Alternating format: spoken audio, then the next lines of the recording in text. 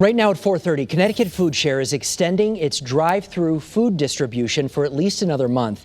The emergency sites will now operate through the end of October, and this comes as thousands of families all across our state and region still struggle to get the food they need. Joining us this afternoon to talk more about it is Jason Jakubowski, the president and CEO of Foodshare. Jason, thank you for taking some time. You know, we have to start by thanking you and your entire team for what you guys have been doing for the past, I don't even know, what has it been, 18 months, helping so many families all over the state? It's been a long time. Thanks, Mark. We appreciate it very much. And we appreciate all the support that your viewers and, of course, you guys at the station have given us over time, over these last 18 months. So thank you guys, too. Well, it has been a team effort for sure, for really the entire region. What sort of need are you still seeing right now? Obviously, it exists if you've decided to extend this, right?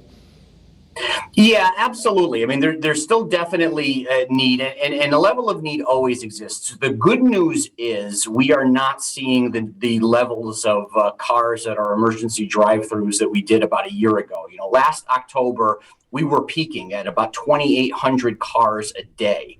So the good news is we're down to seeing about 1,000 cars a day. The bad news, of course, is that that's still 1,000 cars, and it's still a very difficult reality to accept here in the state of Connecticut in the year 2021. Well, I would think part of your job as well is talking with people who are coming there. Some of them have probably never done this before, and that alone is a very difficult step, is it not? Absolutely. In the early days of COVID, there were we did a survey, and about 74% of the cars that were coming to Rensselaer Field had never used our services before.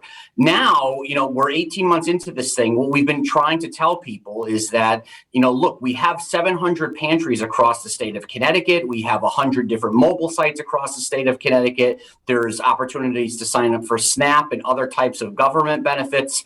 Please avail yourselves of those, because these drive-through emergency distributions are going to end someday. We expected them to end a couple of months ago. They'll at least continue through the end of October, thanks to the state of Connecticut. But at some point, people are going to need to know where to go to get help on a more permanent basis.